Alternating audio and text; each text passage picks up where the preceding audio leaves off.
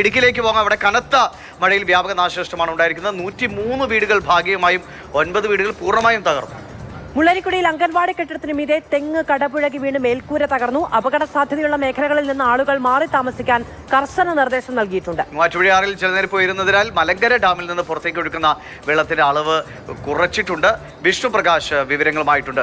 വിഷ്ണു, എന്താണ് ഇടുക്കിയിലെ സ്ഥിതി? നമുക്കറിയാം, മഴയൊന്ന് കനക്കുമ്പോഴേക്കും മലയോര മേഖലയിൽ വലിയ ആശങ്ക ഉണ്ടാകുന്ന സ്ഥലം തന്നെയാണ്.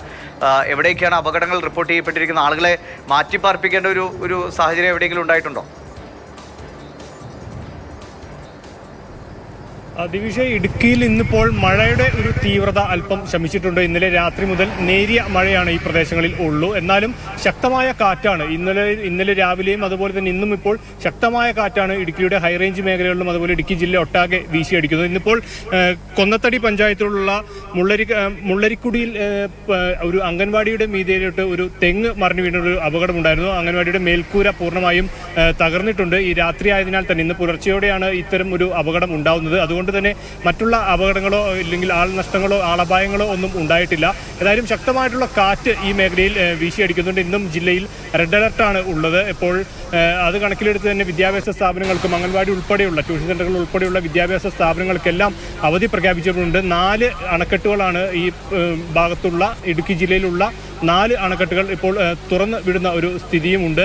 ഏതായാലും കനത്ത കാറ്റ് തന്നെയാണ് എല്ലാവരും എടുത്തു പറയുന്നത്. ഇപ്പോൾ ആളുകളുടെ അടുത്തെല്ലാം സംസാരിക്കുമ്പോൾ നിരവധിയായുള്ള ഈ പ്രദേശത്തെ ജനങ്ങൾ, പ്രത്യേകിച്ചും ഹൈ റേഞ്ചിലുള്ള മേഖലകളിൽ ദിവസങ്ങളായി തന്നെ വൈദ്യുതി മുടങ്ങുന്ന ഒരു സാഹചര്യമാണുള്ളത്. അപ്പോൾ ഒരു കാറ്റ് കാരണം മരം വീണ് ഈ വൈദ്യുതി കമ്പികളും വൈദ്യുതി പോസ്റ്റുകളും എല്ലാം തകരുകയാണ്. അപ്പോൾ KCBക്ക് ആണെങ്കിലും പിടിപ്പത് പണിയുണ്ട്. ഇത് ഓരോന്നും നേരെയാക്കി വരുമ്പോൾ മറ്റൊരിടത്ത് മരം വീണുള്ള നാശനഷ്ടങ്ങളെല്ലാം ഉണ്ടാകുന്നുണ്ട്. അപ്പോൾ അതുകൊണ്ട് തന്നെ പല പ്രദേശങ്ങളിലും ഇപ്പോൾ ഹൈ റേഞ്ച് പ്രദേശങ്ങളിൽ പ്രത്യേകിച്ചും 7 ദിവസങ്ങളായി വരെ വൈദ്യുതി മുടങ്ങുന്ന ഒരു സാഹചര്യം ഉണ്ട് എന്നാണ് ഇവിടുത്തെ ആളുകളുമായി സംസാരിക്കുമ്പോൾ അവർ പറയുന്നത്. ഇപ്പോൾ അതിന് പിന്നാലെ തന്നെ വ്യാപകമായിട്ടുള്ള കൃഷിനാശങ്ങളും ഈ മേഖലയിൽ തന്നെ റിപ്പോർട്ട് ചെയ്തിട്ടുണ്ട്. നിരവധിയായിട്ടുള്ള സ്ഥലങ്ങളിൽ കൃഷിക്ക് കാറ്റ് വിതച്ചതുകൊണ്ടുള്ള കൃഷിനാശങ്ങളും ഒരുപാട് തന്നെ ഇവിടെ ഉണ്ടായിട്ടുമുണ്ട്. ആളുകളെല്ലാം ആ ഒരു കാറ്റിന്റെ ഒരു പരിഭ്രാന്തിയിലാണ് ഇപ്പോൾ ഉള്ളത്. ഇന്നലെ വരെ ഇവിടെ നല്ല രീതിയിലുള്ള മഴയുണ്ടായിരുന്നു.